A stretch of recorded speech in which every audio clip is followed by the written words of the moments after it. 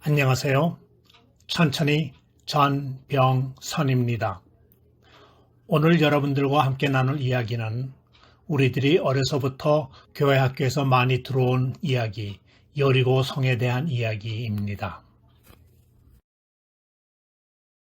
성경에 나오는 여리고가 세상에서 가장 오래된 도시라고 하면 이의를 제기할 사람들도 좀 있겠지만 여리고와 세상에서 제일 낮은 땅에 있는 도시라는 데에는 이론의 여지가 없을 것입니다. 사진에서 보시듯이 해수면보다도 1300피트나 더 낮은 땅에 있는 도시니까요. 그러나 세상에서 가장 오래된 도시라고 주장할 만큼 오래된 도시이다 보니 새 지도자가 된 여호수아 앞에 제일 먼저 닥친 여리고 성은 난공불락에 가까운 거대한 성이었습니다. 40년을 광야 생활하던 유대 백성들이 여호수아의 인도로 요단강을 건너 가나안 땅에 들어온 뒤 첫 번째로 치르게 된 전투이기에 앞으로 있을 가나안 7족속들과의 본격적인 전쟁에서 기선을 잡기 위해서라도 반드시 승리해야 할 전투였습니다. 그러나 여호수아에게 남겨진 무리들은 430년의 노예 생활 후 수많은 하나님의 기적을 몸소 체험하며 그 기적 덕분에 광야 생활 40년을 잘 지내왔으면서도 이네들에게 늘어난 것은 불평이요 불만들 뿐이었던 사람들이었습니다. 그도 그럴 것이 그네들은 불평하며 불만을 토로하면 그 불평과 불만을 해소해 주시는 하나님의 섭리를 여러 번 경험으로 배웠으니까요. 그러면서도 조금만 틈이 있으면 하나님을 지워버리고 우상을 만들려던 사람들이었습니다. 그래서 광야 1세대는 모두 가나안에 들어가지 못한다고 하셨지만 광야에서 태어난 아이들이라 할지라도 어느새 태어나서 40세가 되도록 커가는 동안 보고 배운 게 결국 부모님들을 보고 배웠을 터이니 40세까지의 장년에 이르기까지는 그 부모들의 세대와 다를 바가 별로 없었겠지요. 민족성의 개조가 한 세대 만에 이루어질 수는 없었을 터이니까요. 여호수아 1장에 기록된 대로 가나안 족속들과의 전쟁은 이미 승리를 보장받고 싸우는 전쟁이었습니다. 6장에서 여리고 성을 무너뜨리기 위해 하나님이 주신 전략은 여리고 성을 돌라는 것이었습니다. 6일 동안은 하루에 한 번씩 돌고 7일째는 7번을 돌라 하십니다. 이렇게 돌면 여리고 성이 무너질 것이라고 하십니다. 하나님의 명령이긴 하지만 상식적으로는 이해가 되지 않는 말씀입니다. 높은 성에서 적들이 내려다보고 있는 그 성 주위를 돌라는 것도 이해가 되지 않지만 이렇게 돌면 성이 무너질 것이라는 말씀은 더더욱 이해가 되지 않습니다. 그런데 흥미로운 것은 이스라엘 백성들이 이 말씀대로 그대로 순종했더니 정말로 여리고 성이 무너졌다는 것입니다. 그리고 고고학자들은 지금으로부터 3,600년 전에 있었던 그 일의 증거를 찾아낸 것입니다. 우리들은 그 증거를 눈으로 보고 있는 것이고요. 고고학자들의 발굴 기록들에 의하면 여리고는 가나안 지역에서 가장 오래된 성곽 도시였다는 데에는 이견이 없습니다. 1907년에서부터 1909년에 독일 팀 발굴 결과를 근거로 한 여리고 북편 성벽의 추정도에 의하면 가옥들이 돌로 된 옹벽 위에 놓여있는 진흙벽돌 성벽을 의지하여 지어졌음이 유추되었고 1930년에서 1936년에 영국의 고고학자 존 캐스팅의 발굴에 이어 1952년에서부터 1958년에 영국의 여류 고고학자 캐서린 캐넌이 정밀 발굴하였습니다. 발굴 장소들이 여리고의 여러 부분으로 위치가 다르기는 하였지만 거의 모든 결과가 신석기 시대에 속하는, 즉 주전 8,000년경에 이미 도시 생활을 시작한 증거들과 도시가 발전하며 쌓은 성벽과 둥근 망대, 터 등을 발굴하였습니다. 1997년에 성이 있던 구르그의 남쪽 끝에서 발굴 작업을 한 이탈리아 팀의 브라이언트 우드 박사도 외벽의 기초 부분 옹벽을 발굴했으며 항아리 속에 담겨있던 음식물들을 최신의 연대 측정 방법으로 추산한 결과 3,500년 전으로 나타나 결국 BC 1400년경 유대 민족이 가나안으로 들어가던 시기와도 묘하게 일치가 되는 것을 밝혀내었습니다.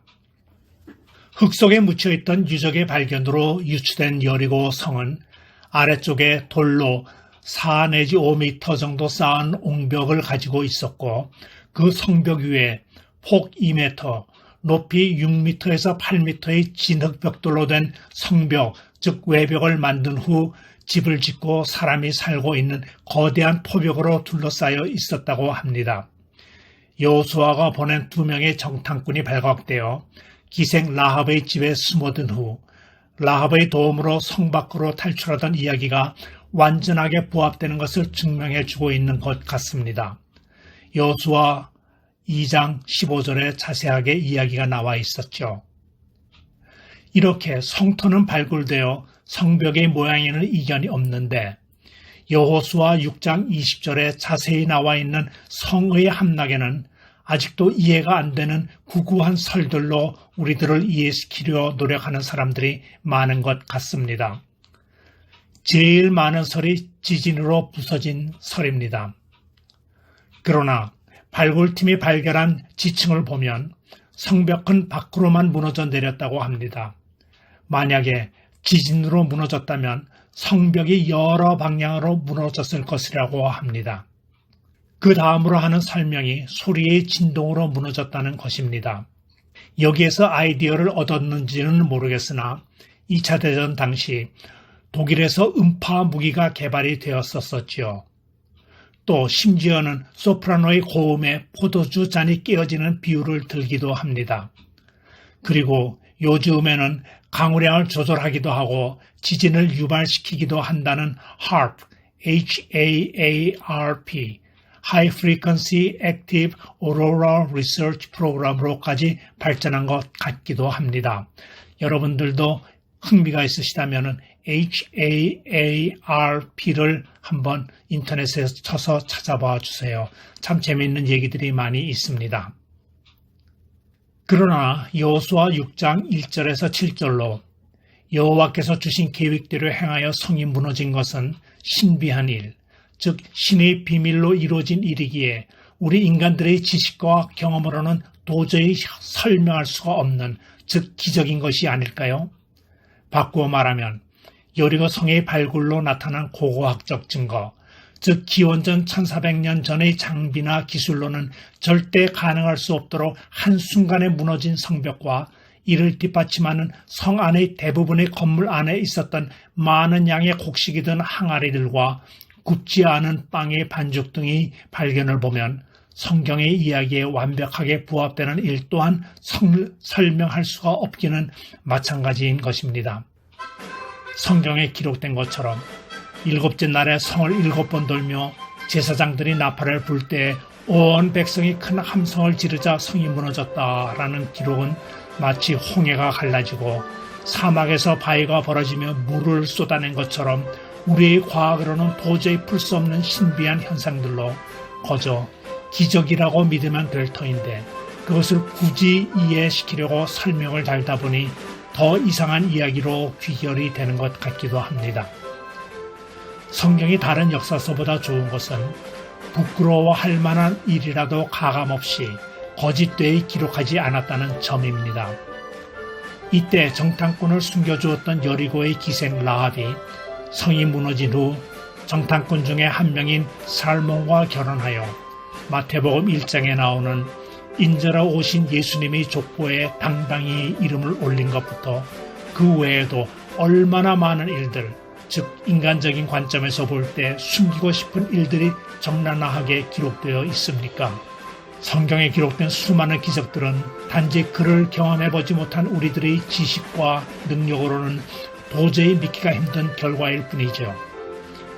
예수님께서 하늘의 비밀을 가르치실 때에도 비유로만 말씀하신 것을 보면 주님께서도 우리 인간들이 도저히 이해 못할 것임을 아마 이미 알고 계셨던 것 같습니다. 그래서 신비라는 단어가 만들어졌는지도 모르죠. 우리가 도저히 헤아릴 수 없는 신의 비밀 말입니다. 성경에 나오는 여리고는 구약에서는 구약대로 그 성의 함락 이야기로, 신약에서는 예수님이 시험 받으시던 시험산 이야기로, 그리고 키 작은 세리 삭개오의 이야기들로 우리에게 친숙하고, 예루살렘으로 이어지는 유대의 광야를 통과하는 오름길은 선한 사마리아 사람 이야기로 예수님의 향취가 깊이 배어 있는 곳입니다. 그러나 현재의 여리고는 요단강 서안 지역의 팔레스타인 사람들의 자치구로 유대인들은 물론 성지 순례를 온 사람들조차 자유롭게 들어갈 수가 없는 팔레스타인계 아랍인들이 2만 명가량 살고 있는 도시가 되었습니다. 다행히 옛날에 여리고 성을 발굴하는 지역에는 들어갈 수가 있어서 3500년 전 출애굽한 이스라엘 백성들이 40년의 광야 생활을 청산하고 약속의 땅, 젖과 꿀이 흐르는 가나안의 첫 발을 디디던 도시의 옛 성터 기초를 만져볼 수가 있었습니다. 아직도 발굴 작업은 시작에 지나지 않을 정도로 극히 적은 지역일 뿐입니다. 더구나 유적지가 팔레스타인 지역에 속해 있기에 팔레스타인 정부에서도 고고학자들을 동원하여 발굴을 하기도 하는데, 이네들의 발굴 탐사 목적은 성경적이 아닌 자취를 찾아내는 일이라고 합니다. 워낙 9,000년의 역사를 지닌 여리고이고 보니 시대에 따라 흥망성쇠도 있었겠고, 또 인구의 증가로 성이 커지기도 하였기 때문인지 고고학자들은 여리고를 구약시대의 여리고, 신약시대의 여리고, 그리고 현재의 여리고 이렇게 세 개의 지역으로 구분하며 구약시대의 예리고를 텔 예리고라고 부릅니다. 지금까지 전병선이었습니다. 시청해 주신 여러분들에게 감사드리며 다음 주 이 시간에 다시 뵙도록 하겠습니다. 좋은 한 주간 되십시오.